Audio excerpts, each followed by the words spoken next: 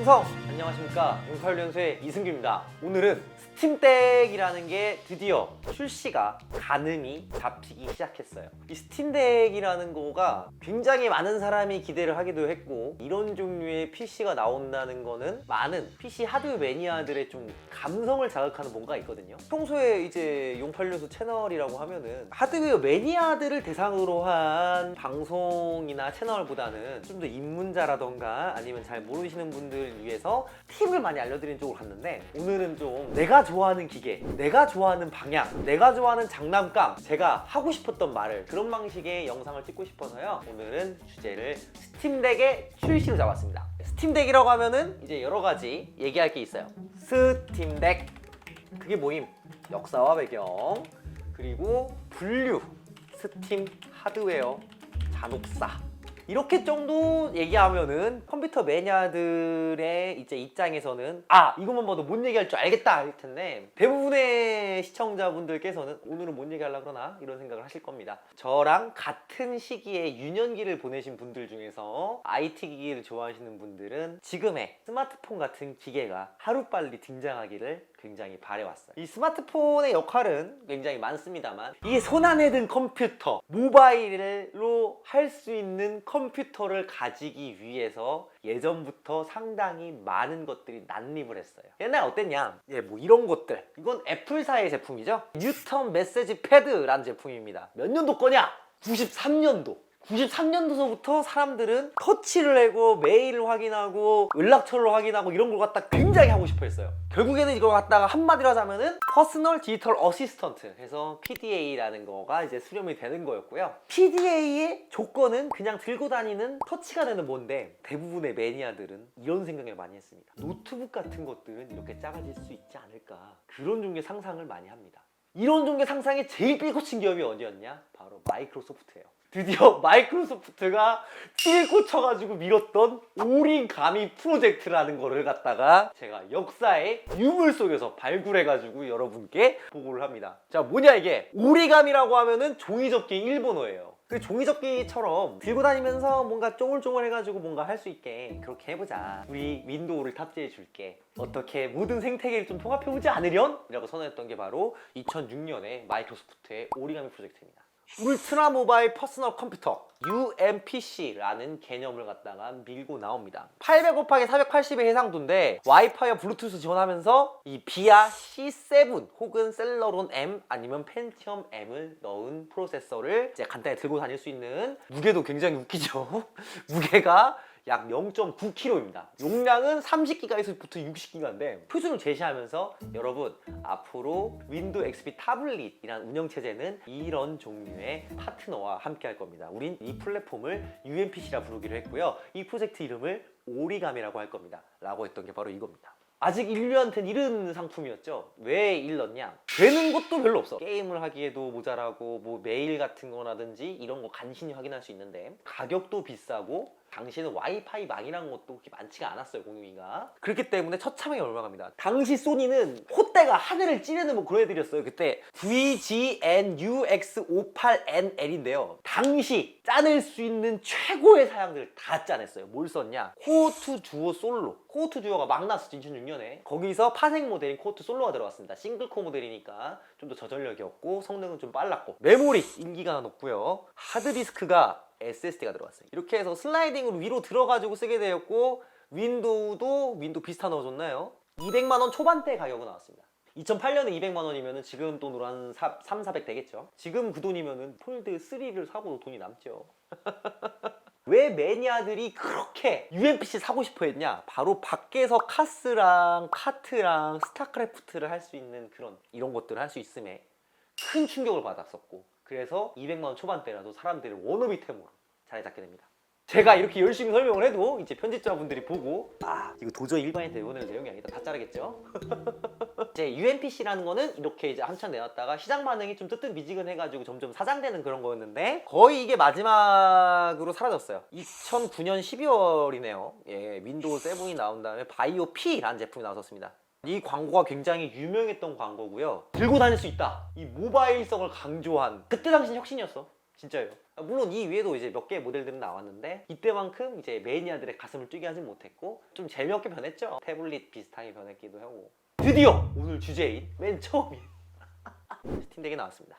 여기서 이제 동영상 보시면 대충 감이 올 겁니다. 어떤 건지. 닌텐도 스위치와 굉장히 흡사한 외형을 가진 게임기예요. 근데 단순히 게임기는 얘기 안 했지. 여러분, 닌텐도 스위치는 뭐가 들어갑니까? 여기서 PC 오타쿠라던가 IT 오타쿠는 당연히 얘기하겠죠. 예, 엔비디아 테그라 들어갑니다. 엔비디아 테그라가 뭐예요? 바로 ARM 기반의 엔비디아에서 만든 칩이에요. X86은 아니라는 거지. 요거는 윈도우가 깔릴 겁니다. 왜 깔리냐?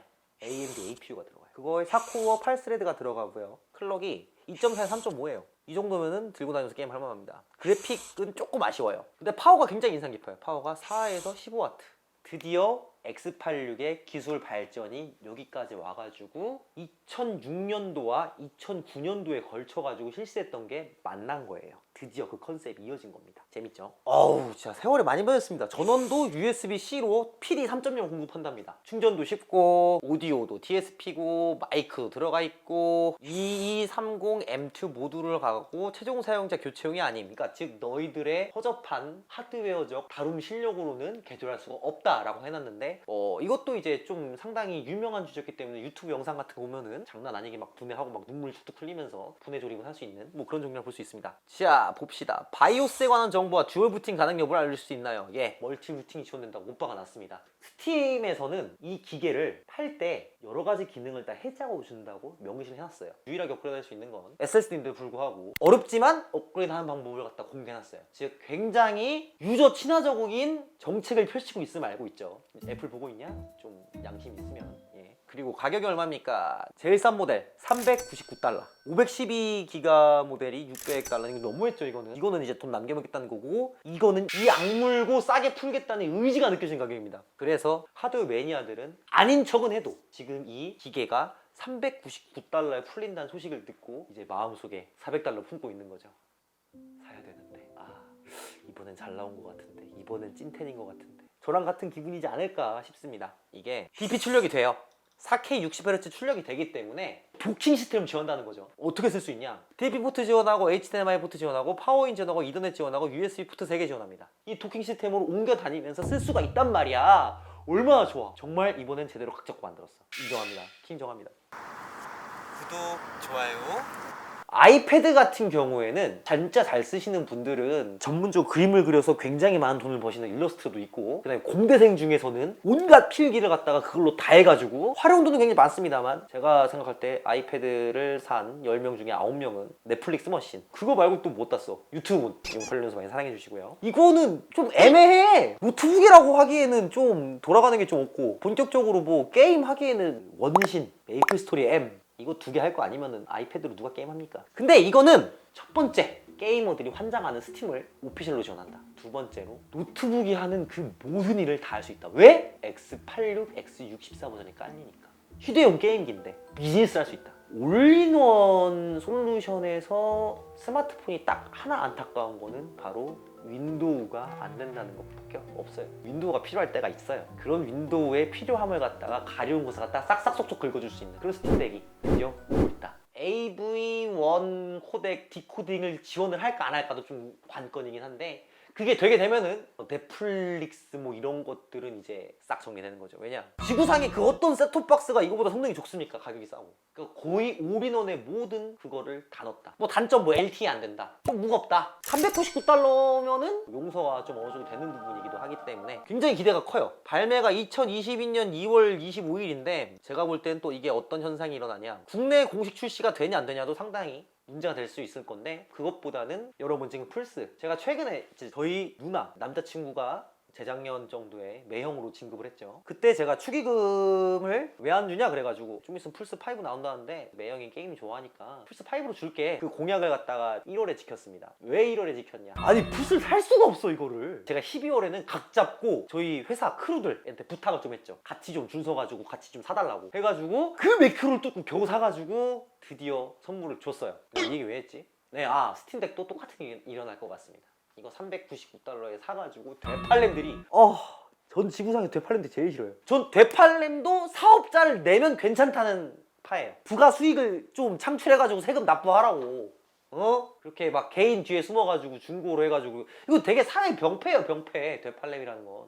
왜 흥분했지? 아, 플스 못 사가지고 이번에 스팀덱도 못 살까봐. 이런 종류의 인기가 있을 것 같은 제품들은 되팔렘들을 줄여야 하기 때문에 상당히 실질적으로 내 손에 들어오기까지는 시간이 좀 걸릴 것 같다는 게 제 생각입니다. 많이 안타깝겠죠, 그렇게 되면. 이렇게 해서 스팀덱이 굉장히 기대된다 하고 끝낼 건 아니에요. 불안 요소가 있죠. 어떤 불안 요소가 있냐? 2018년도 기사입니다. 노병은 죽지 않는다. 사라지는 스팀 머신과 남겨진 유산.